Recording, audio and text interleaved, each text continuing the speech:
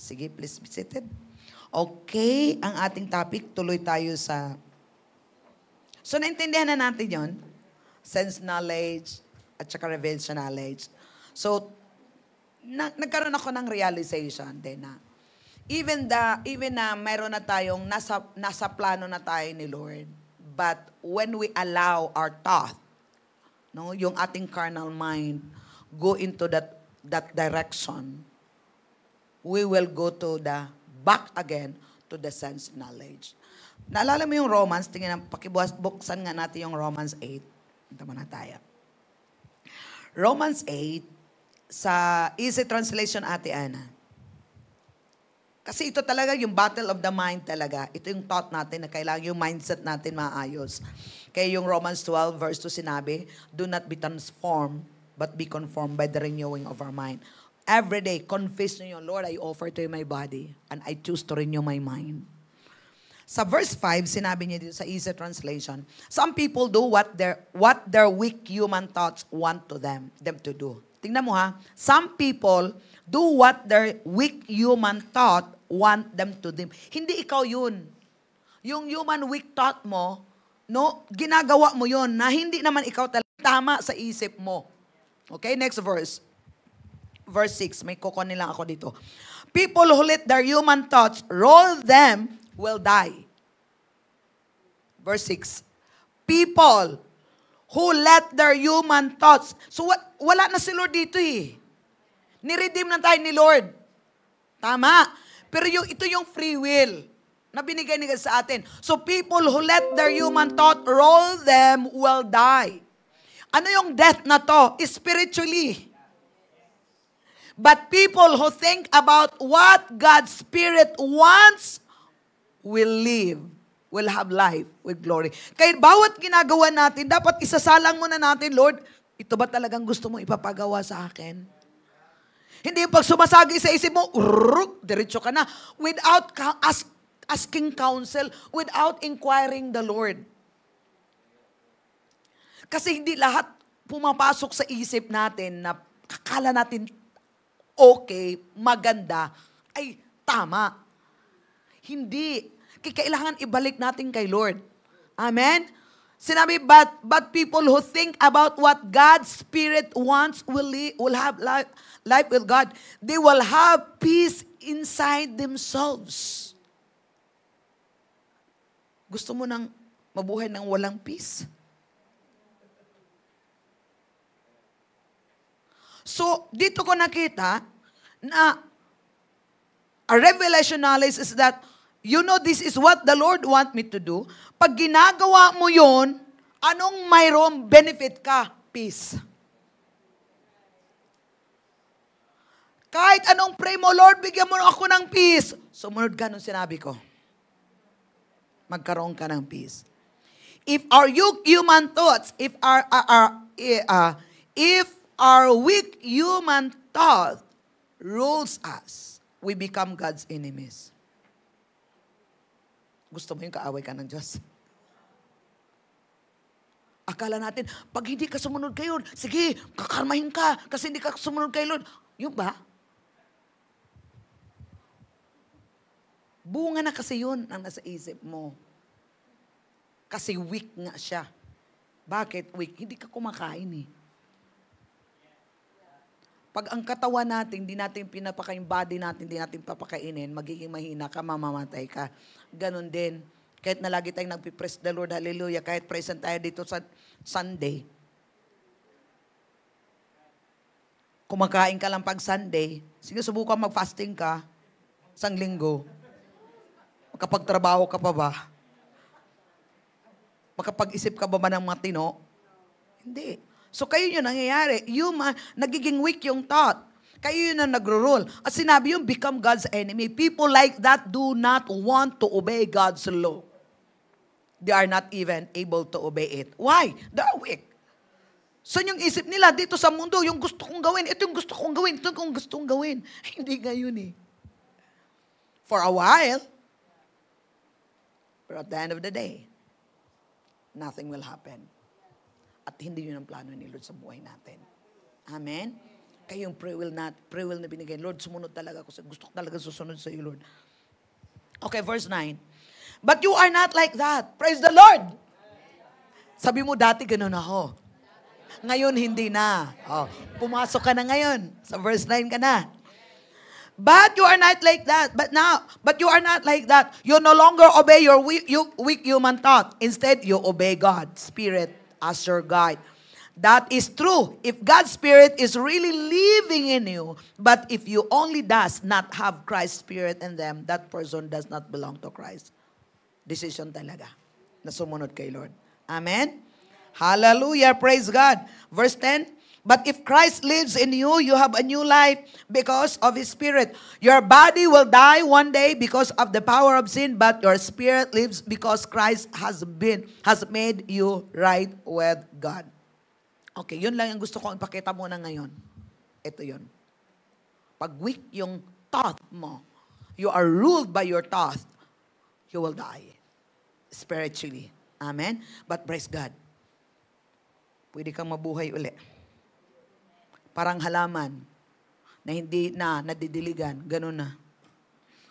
Namamatay na. Tsagain mo lang yon, dilig ka ng dilig, dilig ng dilig, bukas makalawaan na. Sumisigla na naman. Amen? So wag nating hayaan yung buhay natin na ganun na. Parang hihimatayin ka na. Magpadilig ka ate. Magpadilig ka kuya. Amen? At minsan paraw-araw naman kunti. Para magkaroon ng nutrients, magkaroon ng vitamins. So ganun, sa Word of God. Amen? Hallelujah. Sabi mo sa katabi mo, praise the Lord. Ha, ha, ha. Praise God. Saan ba ako, Lord? Okay.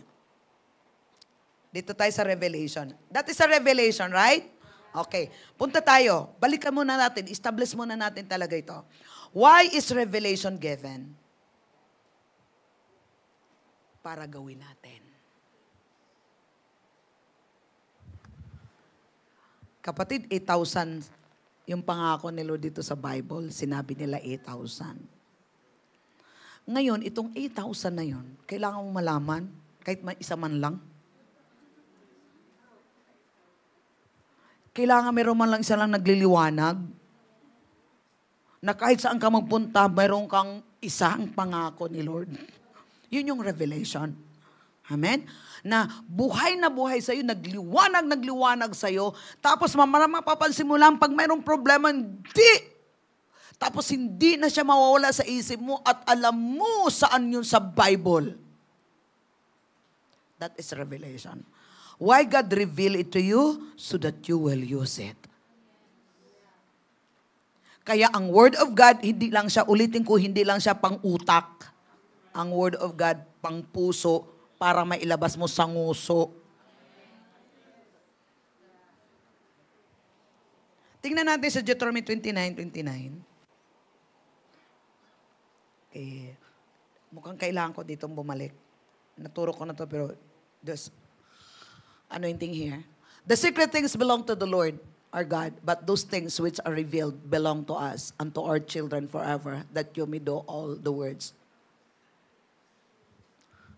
Marami tayo, praise the Lord, full house tayo ngayon. Pero hindi tayo pare-pareho ng revelation. Kaya hindi tayo pwedeng magkukopyahan. Revelation ko, hindi mo revelation. Kaya maganda na i-share ko sa iyo yung revelation ko. Hindi tayo pareho. Okay, James 1:21-25. Okay. James 1:21. Therefore, I lay aside all filthiness and overflow of wickedness. Ano daw? Lay aside. All filthiness and overflow of wickedness. Grabe naman. And receive with meekness the implanted words which is able to save your soul. Tingma, lay aside all filthiness. Overflow talaga. Nasusulat eh. Overflow wickedness and receive with meekness the implanted words which is able to save your soul. Sinabi ba ito itong Spirit? Hindi. Dahil kung tinanggap mo si Jesus Christ sa buhay mo, ligtas ka na. Balik tayo uli. Dito yung area sa soul area natin. Okay? Itong word na to, ito yung magsisave ng soul mo. Kaya kailangan natin ng revelation para magawa natin anong sinabi ni Lord patungkol sa loob mo. Okay, next verse. But be doers of,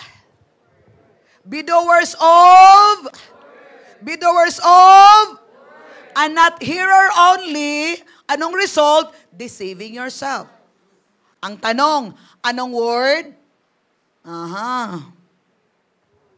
Kaya be careful of what you hear. Nakuha natin? Be careful of what you read, what you hear. Kasi, yun ang gagawin mo. But be doers of the word of God and not hearers only. Bakit kung hearer ka lang, hindi ka doer, sinong niloloko mo? Ikaw. Sarili natin. Tingnan natin sa easy translation ng Ate Ana, please. So stop doing disgusting things. Stay away from the wicked things that are all around you. Dami pala, lingon-lingon ka nga. God has put His message deep inside you and it can save you. So be careful to accept that message. Andito ba kayo ngayon to accept the message? Or nakaganon lang? Oo. Yung mga offensive, kala mo nakikinig yun? Gano'n lang. Iiritahan ka pa.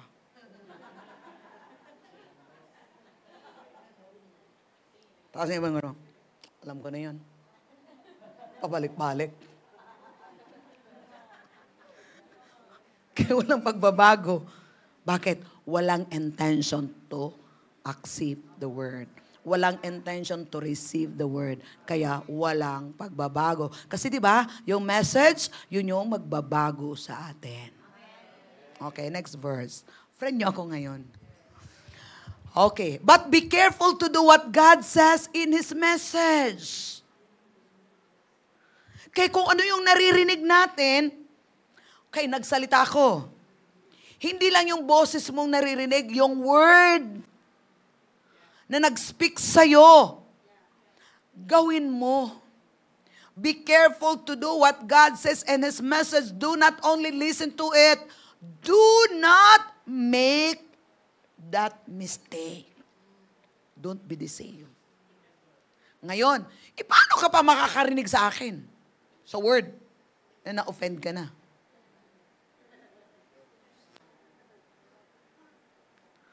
Huwag niyo talagang gawin yun. Doon ako bumagsak sa board exam. Tandaan niyo yun. Next verse. Salamat din akong bumagsak ako sa board exam. Hindi naman ako bumagsak kay Lord. Praise the Lord. Nasa Bulacan ako ngayon. Okay, you must obey God's message and do not be like a man who quickly looks at his face in a mirror. Next. That man looks at himself, but then he goes away. He immediately forgets what he is really like. Kapatid, pag ganun tayo, wala ka talagang peace. Galing ba ko sa salamin? Ano kay itsura ko? Naglalakad ko, hindi mo alam, ano kay itsura ko ngayon? Napansin nyo, pag mayroong word si Lord, hindi natin ginagawa, mawawalan ka ng peace. Yun na yun, wala kang confident. Because you ignore the word, you are doing your own thing, na ito naman yung sinasabi ni Lord na gagawin mo. Kaya, ang result, wala kang peace. Okay, next verse. So do not just listen to God's message and then forget it. It is a completely good message that makes people free. Look at it carefully and keep it in your mind. Do what it tells you to do. God will bless you, bless anyone who lives in that way. So kahit anong pagsusumikap natin, na akala natin ito yung magpa-prosper sa atin, ito yung gagawin ko kasi nagpa-prosper, lalo na yung mga negosyo. Kopya-kopya. Gagawin ko to kasi uso to ngayon eh. Season to ngayon, ginagawa mo, kopya-kopya ka lang. Bukas makalawa. We need to hear what God says. Amen? Tingnan natin ate sa New King James. Ito. 25 na. But he who looks into the perfect law of liberty and continues in it and is not a forgetful hearer, but a doer of the work, this one will be blessed what he does. Kasi bakit yung ginagawa mo ngayon, yun yung narinig mo na gagawin ni Lord. Amen? Kaya magpa-prosper ka. Simple lang. Lahat talaga dito sa Word of God. Kailangan natin, Lord, ginagamit mo yung ating daily devotion. Magiging seryoso lang kayo dito. Grabe naman talaga. Complete package na kaya to. Magiging seryoso kayo nito, malayo yung mararating nyo. Scriptural prayers, lahat magugulat ka na lang, naintindihan ko dati, hindi ako ganito. Ba't ang bilis? Bakit? Because of that prayer. You're doing it. You're feeding yourself. You're feeding yourself. You're feeding your spirit. And then yun na yun. Okay. So revelation acted upon and persevere with always brings a manifestation of the kingdom of God. Okay. For example, mayroon kang narinig nung nakaraang linggo, ini-ignore mo lang.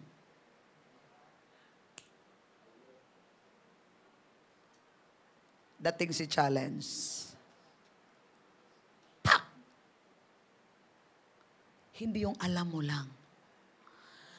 Kaya dapat magdesisyon tayo na paniwalaan ang salita ng Diyos. Magdesisyon tayo na gawin ang salita. Hindi siya oo, hindi siya automatically done. That's why faith comes by hearing and hearing the word of God. That's why we need to practice what we heard. Practice to apply. Practice to read. Hanggang bukas makalawa, maging skillful ka na. Kasi hindi siya automatic ka din. We must be unskillful to do the Word of God. Diba? Yung skillful, it takes training bago ka maging skill. So, ganun din tayo. Dapat maging skillful tayo. Sabihin, lagi nating tinatrabaho, lagi nating na-apply, lagi nating ipinapractice. Ngayon, bukas makalawa. Naging skill ka na. Pag dumating yung challenge na to, wala na. Alam mo na. Ito, iba na naman. Sige, tatrabahoin mo naman to. Tatrabahoin. Makalawa, skill ka na naman doon. Hanggang pagaan ng pagaan. Amen? Kaya hindi tayo, dati parang pag mayroong problema, ang dali mong, ngayon, di na. Walang traffic na, dire-diretso ka na. Mayroon lang kunting humps, pero wala lang, dire-diretso ka. Why? Now you become skillful in the Word of God and in the Spirit. Amen. Okay, one word from God, one revelation that you act upon can change your life forever. Kapatid, one word lang. One word lang. Alam mo yung one word? Alam mo yung one word? Pag sinabi ni God, be still. Trust. Obey. Here am I, Lord. Send me. Here am I, Lord. Use me. Can change your life forever. And then ito pa, it will also change the lives of those around you as you teach them the same. You receive a revelation from the Lord. You act on it. You persevere on it. And then it manifests the kingdom of God. And now you teach it. What happened? It will affect people around you. Ang Word of God, multiple effect. Tingnan mo, apektado kayo. Kayo yung revelation na hindi lang para sa iyo. Para sa lahat yon. One key to a greater revelation, God give out the revelation you have. Walk in the light that you have. Tell someone about it. Practice it. Do it. And as you walk in the light you have and focus on the light that you have, you may see greater light. So from one light to a greater light. Hindi siya automatic. Meron akong testimony. 1997. About family. Lahat naman talaga tayo eh. Sino ito mo walang pamilya? Biblical yun. 1997, family. Pero wala, nag-work na si Lord sa buhay ko noon. Tapos, mayroong nagbigay sa akin ng daily bread. Ang nabasa ko doon, John 14, verse 1. Do not let your heart be troubled. Trust in the Lord. This is revelation. Nabasa ko yun, do not let your heart be troubled. At naghawak ako ng sulat, airmail. Pula, blue sa paligid. Yung mga iba hindi nakilala yun eh. Yung mga iba kilala pa. So naghawak ako noon, hawak ko yung sulat, airmail, nasa Hong Kong kung time na yon. Basa ko ng devotion. Nabasa ko si John 14. Do not let your heart be troubled. Trust in the Lord. Nag-impact. Yun yung revelation. Nag-impact, nag-speak. Sabi ko, yes, Lord. I will not let my heart be troubled. I trust in you. Ikaw yung nakakaalam ko ng pangailangan. Kahit anong gagawin ko, hindi ko kayang gawin yun. Ikaw yung nakakaalam. Ano yung revelation? Wisdom, revelation. Kita ko si Lord doon, no? Tapos parang radar. Siya nakakita doon. Yung revelation na binigay ni Gasan. Kahit anong gagawin ko, Lord? Ikaw. Hindi ko alam. Ikaw. Nakakalam. Pak. Pero alam ko, sumusunod na ako kay Lord eh. Years. Hindi ko na talaga hinayaan na magtutrouble yung heart ko. Bumalik last Monday. The Lord remind me, the same scripture. Do not let your heart be troubled. Trust in the Lord. Yes, Lord! Yun yung revelation. Yun yung maganda. Once na binigay, kahit na ilang dekada yun. 1997, 2025 na ngayon eh. Kahit na ilang dekada pa yun, the same word, ni-reveal ni God, meron kang ganong situation, the same word bibigay niya, ito yung faith, ito yung revelation. Nag-work noon, mag-work ngayon. Why should I let my heart be troubled? And greater works pa ang mangyayari. Because nakita ko doon nung una, ito yung resulta, ngayon binigay mo, oh, praise the Lord, hallelujah. Yun yung greater revelation. Yun yung greater faith na ngayon. Kasi bakit? Ginawa. Nung binigay yung revelation, one word lang, yung binigay yung revelation, you act upon it, you persevere, and now you see the manifestation. When the Lord give it back to you, confident ka na. That's how it works. It works in your life. It works the people around you. Alam ba nila yon? Hindi, ikaw lang at ang Panginoon. At yun yung magbibigay sa iyo ng confident. Nangyari noon? Mangyayari ngayon. Mas higit pa. That's how you receive the word. Nakuha natin? That's how you accept the word. Mayroong liwanag. Mas lumiwanag pa ng liwanag. That's how the word work in our life. Hallelujah. In your light, we see light. In your word, we see more light. Hindi word ng mundo. Kasi kung titingnan mo yung word ng mundo, padilim ng padilim. Pero ang word ni Lord, paliwanag ng paliwanag. Kahit nasa gitna ka ng kadiliman, mayroong salita ng Diyos, magliliwanag ka lalo. At ang salita ng Diyos magliliwanag sa iyo. Amen. Tingnan natin sa Psalms 36 verse 9. Church, we are in the end times. We are in the end times. For with you is the foundation. 9 ba yun? Sinabi ko. Hallelujah. Yeah, 36:9. For with you is the fountain of life. For with you. Sino yung with you? Si God. For with you is the fountain of life. Jesus is life. The Word of God is life. And in your light, we see light. Hallelujah. In your light, we see light. When you receive the revelation, light na sa'yo yun. Kagaya yung John 6:14 verse 1, nagliwanag na, binigay uli, mas lalong nagliliwanag.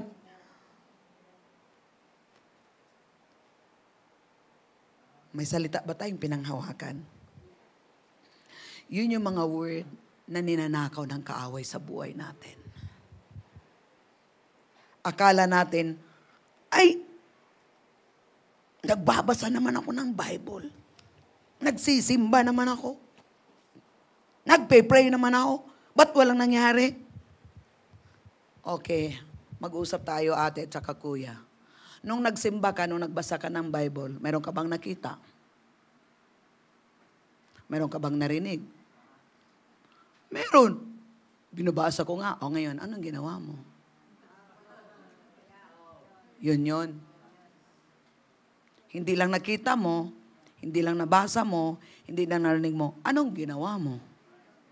Kasi kung wala kang ginawa, kaya walang mangyayari. Kayo binigay, kayo pinapakita, para gawin mo. Yun yung difference.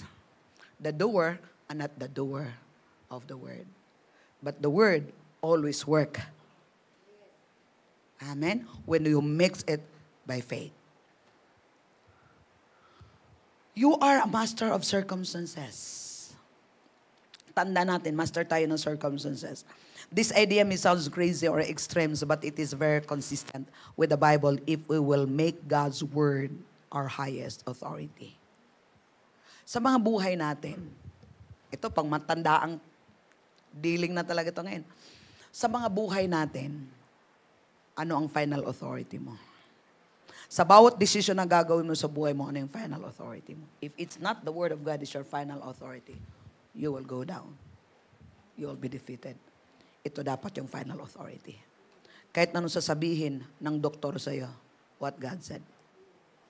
Bawat sitwasyon ng buhay natin, kapatid, ito lang, simplified, and I'm doing this.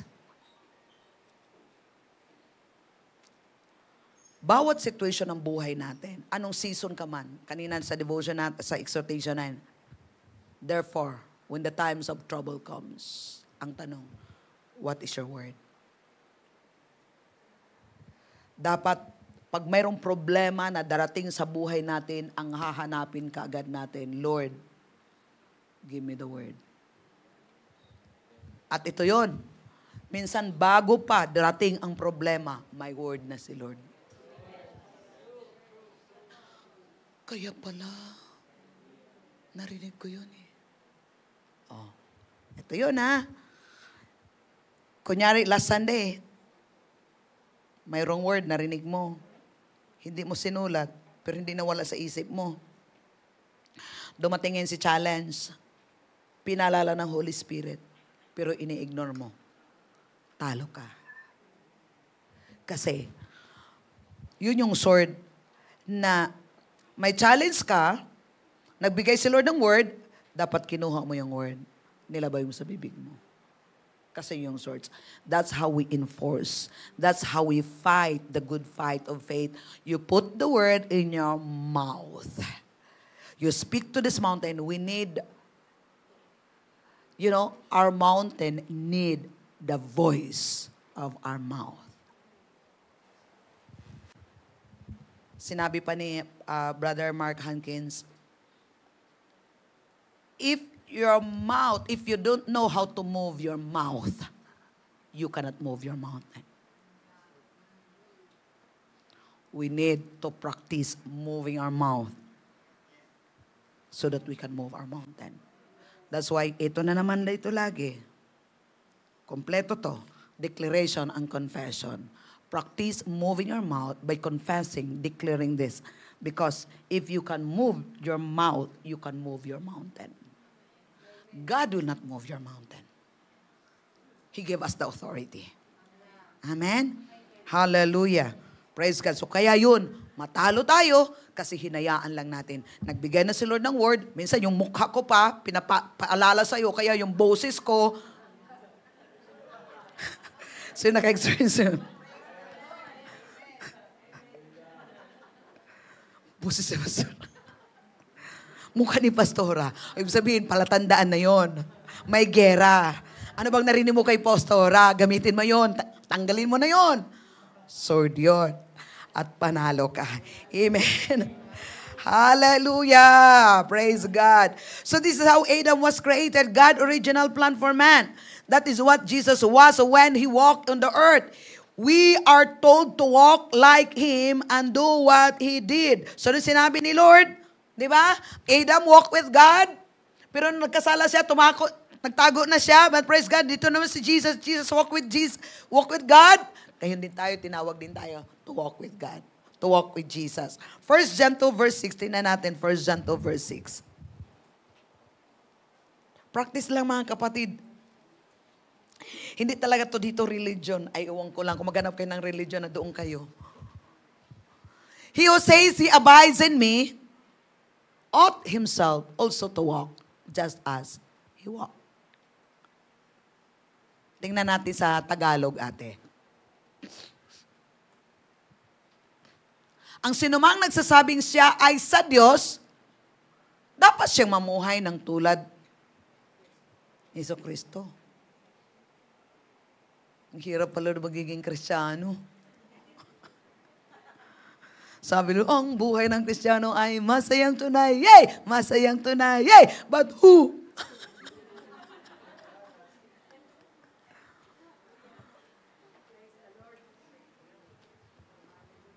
Sino ba si Kristo? Kaya meron tayong Holy Spirit. Kasi alam ng Diyos na hindi talaga natin kaya sa sarili natin. Kaya pinadala niya ang banal na Espiritu. Sige, kilalanin nga natin yung Holy Spirit. Sa John 16, ano ba ako? Saan ba ako? John 14, saan ba siya? Verse 22, tignan natin sa John 14:22. Sa Amplified, Ate Ana. John 14:22 sa Amplified. Okay, diretso. Okay. 12, 13, 16. 14, 15, 16. 16. John 14:16. Sige, kilalanin muna natin sa Holy Spirit, ha?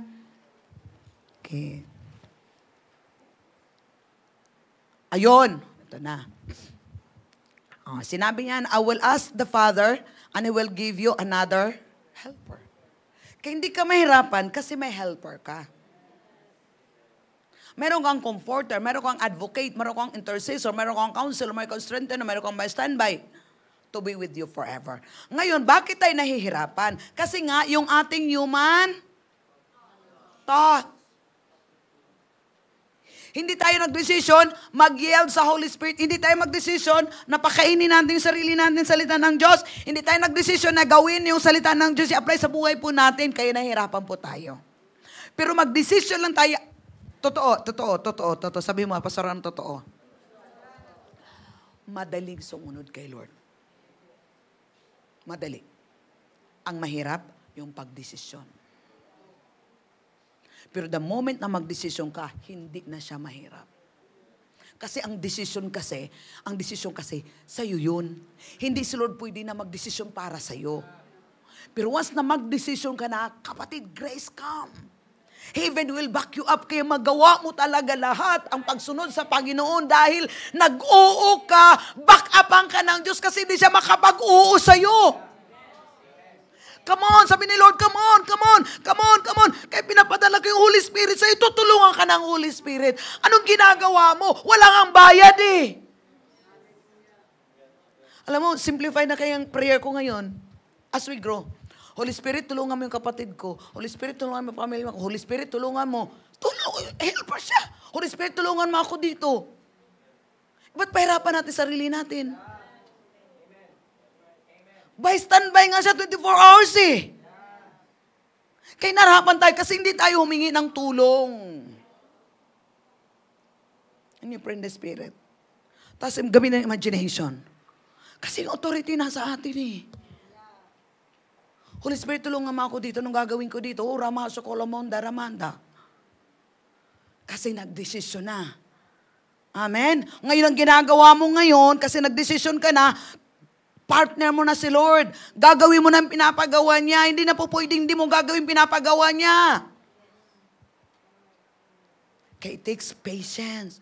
It takes training. Kaya dapat hindi tayo lagi nag-absent. Dapat nagpapaturo tayo. Kasi hindi talaga tayo matututo. Sige, mag-aral ka ng grade 1, kahit kinder nga eh. Absent ka ng absent. Ipapasa ka ba ng teacher? Wala, ma'am. Sorry, mami, ha? Absent kasi ng absent. Attendance ang kailangan namin dito. Talagang wala, mami. Absenteeism. Dito, mas talaga. Di ka talaga maniniwala. Lalo na nakaseries tayo. Tapos pagbungad mo, ano kayo pinagsasabi na to? Wala na. Hindi mo na magets. Hindi naman po pwede hindi tayo magsiseries. Kasi na-establish tayo ng truth. Ano gusto na yung topical? Na ngayon, tapos bukas na naman, wala tayong mabubuo. Wala tayong mabibuild. Ba't dun tayo? Kaya tulon,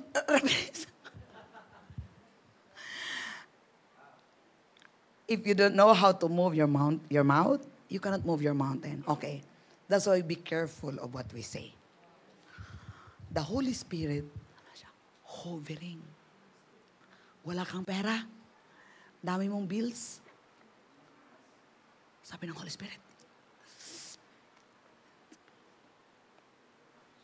Kaya minsan, yung narinig mo sa exhortation ng tithe offering, yung narinig mo, sabihin mo, ang sinabi mo ito, walang pambayad.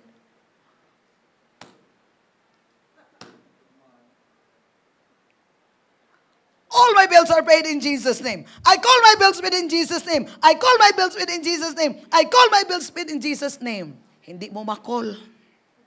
Iba ang kinokol mo ngayon. Kaya when you call your bills are paid in Jesus' name, yun yung help ng Holy Spirit. Lord, I don't know, but I believe, Lord God, my bills are paid in Jesus' name. My bills are paid in Jesus' name. I call my bills paid in Jesus' name. And then the Holy Spirit, sabi ng Holy Spirit, good. Yun tayo. He's hovering, waiting for our word to be released. And that word will manifest. May testimony si Caroline Sabel na yung ministry daw nila, nagtatago sa kanya yung kanilang accountant. Na mayroon na palang problema sa finances nila. So, ang ginawa nila, hindi na siya yung sa accounting nila, hindi binabayaran yung mga revenues. Kasi pinag-abono niya doon sa pang-payroll nila. Tapos ngayon, mayroon ng letter na ang ministry nila isasara na pagka Monday. And that was Thursday. Thursday na ni-reveal sa kanila. Sabi niya, what? Di ka ba magugulat? What? Isasara na. So, ginawa ng mag-asawa, kay kapatid, it's good talaga na may, isa lang naman ang kailangan nila na agreement eh. Ang ginawa ng mag-asawa, wala silang magagawa eh. Huwebes, Friday, Monday, isasara na. So, ang ginawa nila, punta sila sa kwarto, nag-pray sila. Nilift up nila sa Panginoon, nag-pray sila. At sinabi nila mag-asawa, we will not say anything about this case. We prayed, we agree, we believe, and let God do it. After they prayed, merong tumawag sa kanila. Nag-invite sa kanila ng dinner. Ngayon, sabi nila mag-asawa, huwag talaga tayo magsasabi na meron tayong problema. Na isasara ng ministry natin sa Monday. So, punta sila. Sinabi ni Karen, iba pa yun. Hindi na pupunta. Kasi matatakot na, mahiya na. Kasi, so lumabas ang dalawa, pumunta sila doon sa dinner. Invitation ng dinner. Kumusta? Ganito, ganyan. At alam mo, nung pumunta sila, sinabi ng iba sa, you know what? The Lord has been speaking to us. Many days already. Concerning to give money in your ministry.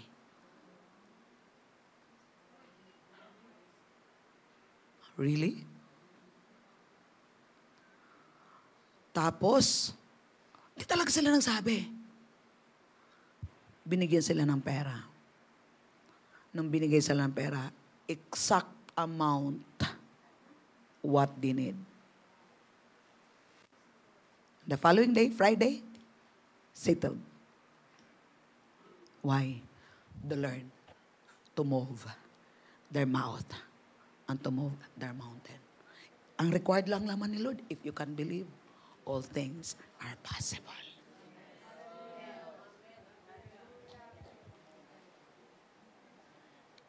Once you give it to the Lord, it is done. Call is coming. Settled. Totoo, alam ng Diyos yung pangailangan natin bago pa natin kailangan. Kaya when the trouble comes, you have confidence if you're already in the presence of God. Amen? You can sing and praise to the Lord. At ilang beses yun nangyayari sa kanila. Maraming mga miracles. One, they go to the Lord. Lord, all our bills are paid in Jesus' name. We trust you. We believe in you. And we believe, Father God. Kasi mayroon din silang ginawang part nila. Amen? Hallelujah. Okay. John 14. So mayroon tayong helper. Mayroong helper. Pag mayroon kang problema, mayroong helper. Huwag tayong mahiya. Huwag tayong maghisitan. Lord, help me! Anyone who calls on the name of the Lord will be saved. We have the helper. We have the intercessor. We have the counselor. We have the advocate. We have the bystander. Nag-antay lang siya na sasabihin mo. And we have the angels of God. Command the angel of God in the name of Jesus. I command the angels of God to go and bring the money in the name of Jesus. And don't figure it out. Rest and trust the Lord. Amen? Hallelujah. Hindi mo na yung problema. Problema na ni Lord yun. Once na binigay mo na sa Kanya, parang hinubad mo na yung damit na yon, tapos na yon. Hayaan mo na siyang maglaba. Hayaan mo na siyang mag-aayos. Balik sa iyo, nakatupi na. Planchado na. Tapos, we have a daddy God. That's who He is. Okay, John 14:12. Tingnan natin sa John 14:12. Woo! I assure you and most solemnly say to you, anyone who believes in me as Savior will also do the things that I do, and he will do even greater things than this in extent and outreach because I'm going to the Father. Kilala niyo ba si Jesus? Alam mo ba nung ginawa ni Jesus dito sa mundo? Ikaw ba mananampalataya ni Kristo? Mananampalataya ni Kristo? Siya ba'y tagapagligtas mo? Anong sinabi niya? You will do greater things. You will do. You will do greater things. Stop say, I can't. You can. Don't say, I can't. You can. In Christ, we can do all things through Christ who strengthens me. Kasi ganito mga kapatid, hindi ka ni Lord bibigyan ng assignment na hindi mo alam. God knows. Kaya may mga bagay na hindi mo alam na alam mo pala. May mga bagay na akala mo hindi mo kayang gawin, kaya mo palang gawin. Amen. Hallelujah. Praise God. Romans 5:17.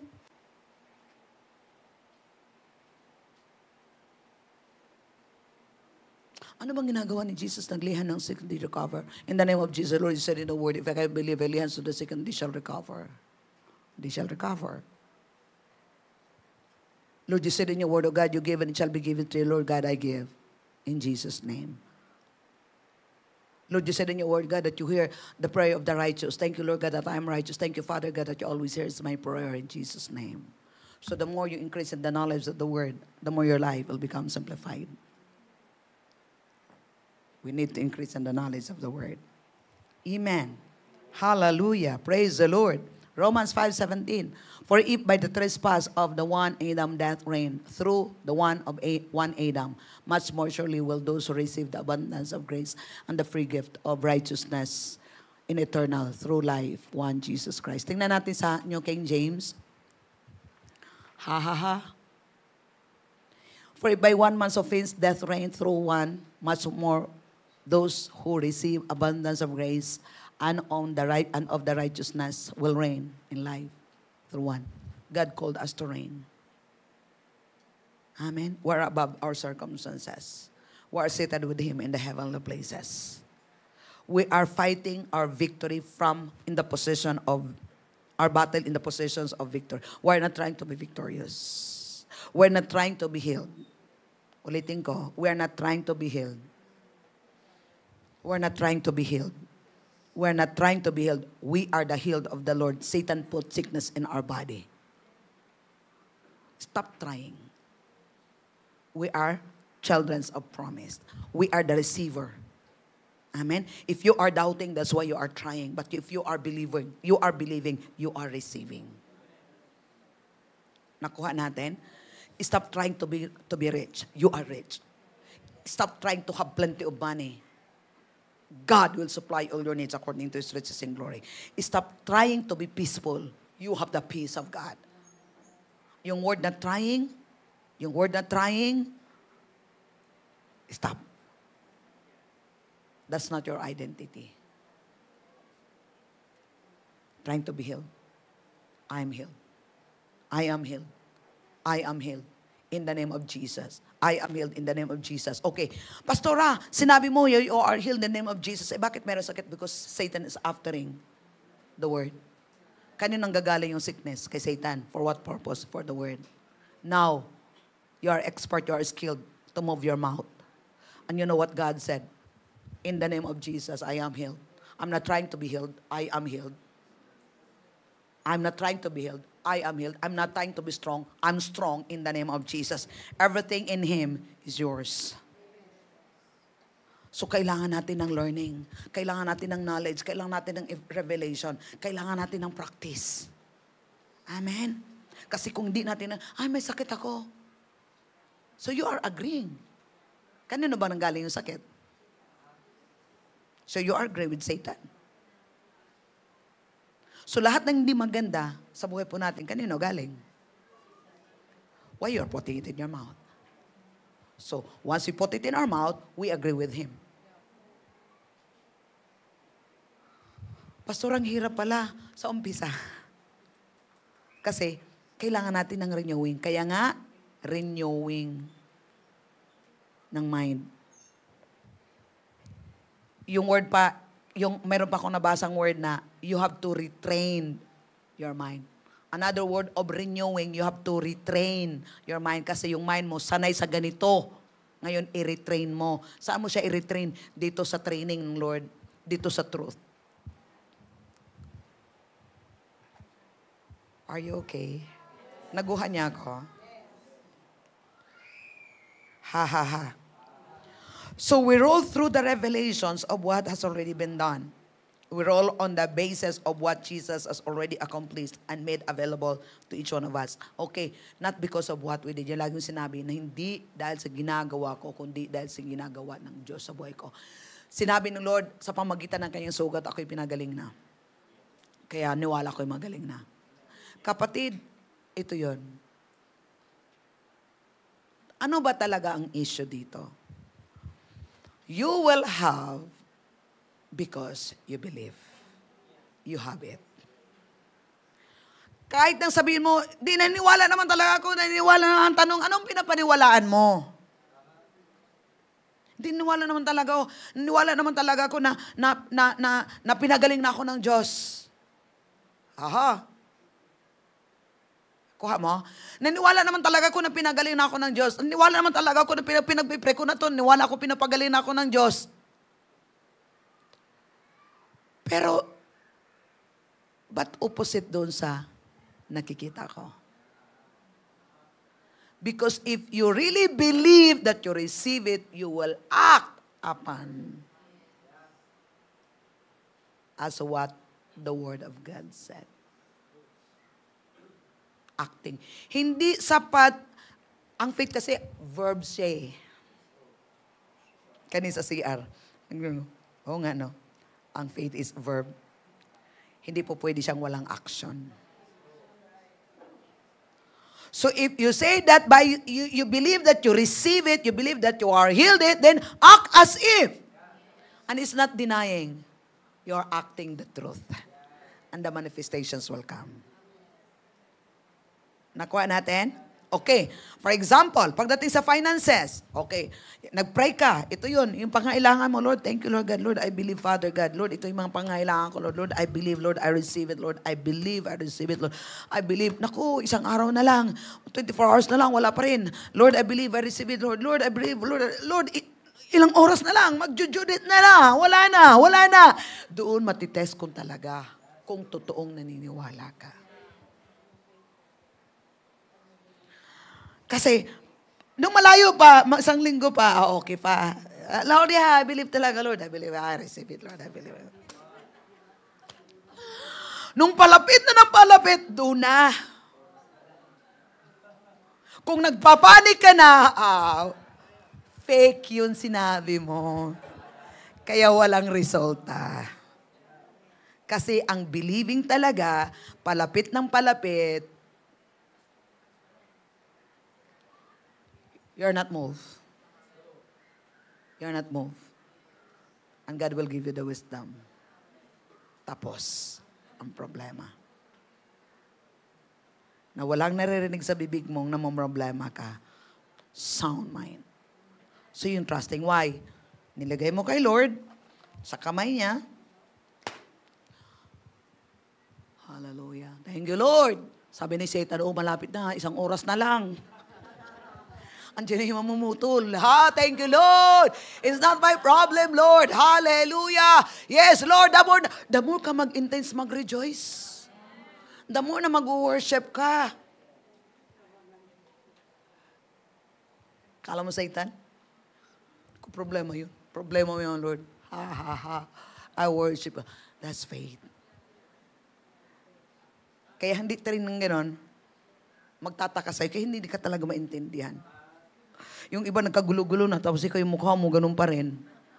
Mas lalong nag-i-enjoy. Parang feeling nila na pinagtatawanan mo. Ay, oh my God. And I believe. Oo, kasi wala ka doon sa I've been there. Kaya pinapraktisan ko nga talaga, minamaster ko eh. Kasi alam ko, meron marami yun. Hanggang dito sa mundo, andyan yan eh. Dapat hindi tayo gaganon lagi. Ay, na-overcome ko ganito na. Mas lalo pa. Mayroon kaming Holy Ghost. Lagi sinasabi, pang-apply ko lahat yun. Wala namang problema. Hanggang kita mo. Effective. Bakit pa ako problema? Ngayon na yun. Papasok na yun sa Psalms 91 verse 16, with long life, He will satisfy me and show me my salvation. Why? Hindi ka affected. A merry heart is a good medicine. No cares, no worry, no anxiety, healthy. Walang toxic sa isip mo. Amen? So you can live well, you will enjoy. Kaya ka ng malalim. At malawak yung pang-iisip mo. Kasi bakit? Hindi mo hinayaan. Ito lang, simple lang. Sabi mo, Pastor, anong simple? Ito practical talaga. Pag hindi mo na kaya, alam mong mayroong ka. Gawin mo lang yung kaya mo. Huwag mong kayanin. Kasi, pag maramdaman mo medyo gumaganon ka na mabigat na, oops! Timbangan yun, medyo gumaganon ka na, hindi na balance. Ibig sabihin, okay, Lord. Sa'yo na to. Kasi yun yung problema sa atin, yung trying. Trying na gawin ang lahat. Tumigil kayo. Ako hindi ko talaga nagtatry. Andito lang ako lagi sa church. Pero dami nang ginagawa. Pag hindi ko na kaya, itutulog ko. Pero huwag naman mong hapon matulog. Grabe, tamad na din yon. Wala ka nang ginagawa, tinutulog mo. Tulog ka ng 30 minutes. Tulog ka, mag-power nap ka. Di buhay uli, di tayo uli, trabaho uli. Magiging productive ka kung nag-rest ka. Wala naman yung rest naman nagabi na scroll, hindi din yung rest. Hindi, napapahinga lang ako eh. Ano papahinga? Lalong gumugulo yung utak mo kasi namin mo nakikita. Tulog mo.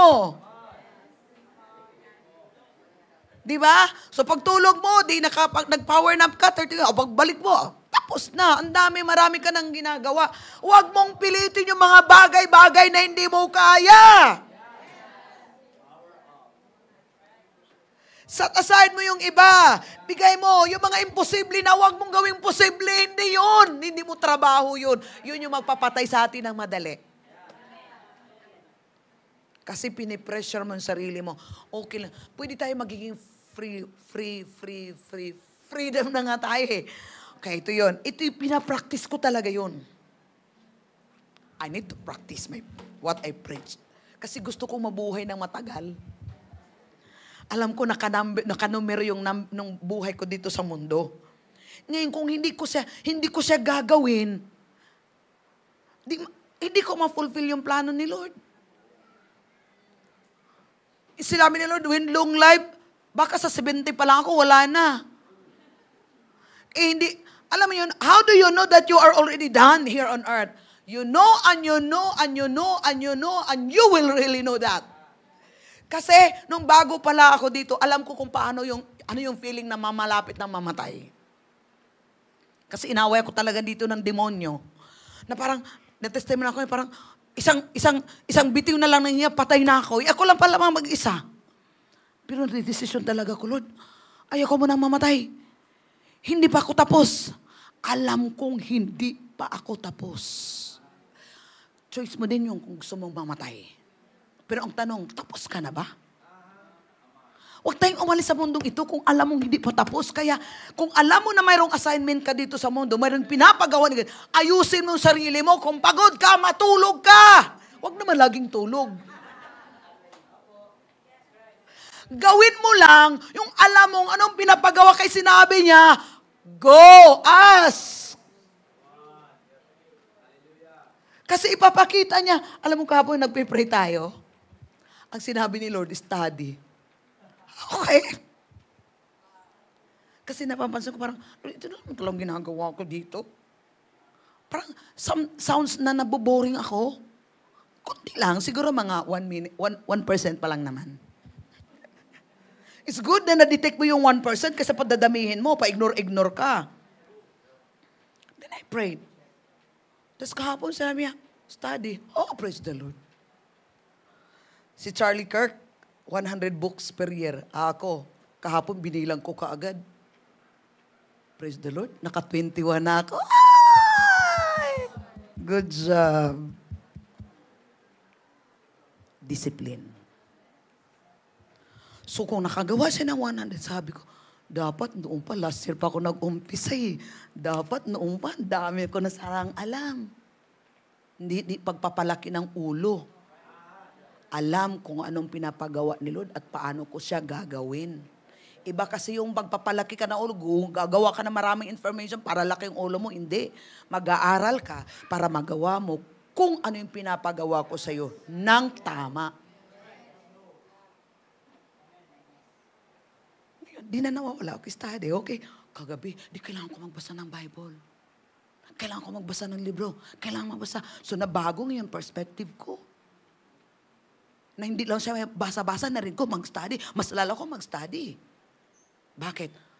Connect doon sa pagkatawag ni Lord sa buhay ko. Paano ko magagawa kung hindi ko pag-aaralan? Ganun din sa mga buhay natin. Kung anong pinapagawa ni God sa buhay po natin, pag-aralan natin. Time's up na daw. Simplified. Amen? Huwag nating gawin yung hindi pinapagawa ni Lord. Gawin natin. Ano yung pinapagawa ni Lord sa atin. Lord, sa season na to, Lord, ano ang gusto mong gawin ko, Lord? Huwag tayo matakot. Hindi ka ni Lord isin sa Vietnam. Or saan ba yun? Sa Abu Sayyaf. Sabi ni Lord, maghawak ka ng basahan at magpunas ka ng mga upuan sa church. Kailangan pa ba yun ng skills? Grabe ka naman. O maghawak ka ng, o punta ka sa church, manalangin. That is ministry. That is word prayer. When we pray, we are doing business with God. We are working together with God in prayer. Prayer is a call. Prayer is a ministry. Hindi yung paglilinis lang. Kung tinawag ka mag-pray, punta ka dito manalangin. Kasi ang dami pong ipapanalangin. Nakuha natin? So from there, start ka na. Okay. Hindi ka talaga automatic. Kahit alam mo may calling si Lord sa iyo. Kung hindi ka mag-start doon sa pinakamaliit, kung kailangan mo maglinis ng church, maglinis ka ng church. Kung kailangan mo mag-volunteer, mag-volunteer ka. Kailangan mo, bukas makalawa, si Lord yung maglagay ng desire. Lord, gusto kong maging ganun. Maya, andoon ka na. Hindi ka po pwedeng umakyat ka agad. Amen? Hallelujah. Pupunta ka doon sa taas, kailangan mo one step at a time. Hindi ka po pwedeng tumalon doon. One step at a time. Okay? Because the God is a God of promotion. Amen? Hallelujah. And that is by revelation. Amen. May natutunan ba tayo? Hallelujah. Praise God. Okay, last na to. We roll through a revelation what has already been done. Binasa ko na kanina. We roll on the basis of what Jesus has already accomplished and made available to us. So yun yun. Yung inuna natin, yung kung anong ni-reveal ni Lord sa atin, kung ano nang ginawa ni Lord sa atin, yun talaga yung faith natin nakabase. Hindi sa ginagawa natin. Huwag tayong makondemn. Okay, for example, you believe that you are a believer. Tapos ngayon nakagawa ka. Tapos ngayon nakukondemn ka dahil nagkakamali ka, wala na. Disqualified na ako kasi nakakamali. Hindi sa ginawa. Balik ka lang. Lord, salamat, Lord. I believe in what you did in my life, Lord. I am forgiven. I am the redeemer of the Lord. I am qualified. Balik ka dun sa identity mo, sa position mo. And you can move forward. Amen? Ulitin natin, lahat ay hindi dahil sa iyo. Dahil sa Kanya. Ano mang achievement mo ngayon, ano man kung anong level ka na ngayon, hindi dahil sa iyo. Dahil kay Lord. Binigyan ka ng wisdom, binigyan niya ka na ng lakas. For His glory. Ulitin ko, wala talaga tayong ipagyayabang. Kung meron tayong ipagyayabang, si Lord, si Jesus. Out tayo doon sa eksena. Amen? Lahat ng glory kay Lord. Amen? That's why God loves you. Jesus needs you. Why He needs you? So that He will be able to fulfill His plan in this earth through you. Lord, here am I. You need me, Lord. I need you too. You love me, Lord. I love you too. Sabi na, okay, obey my commandment. Follow me. Serve me. Amen? Praise God. Sige tayo tayong lahat.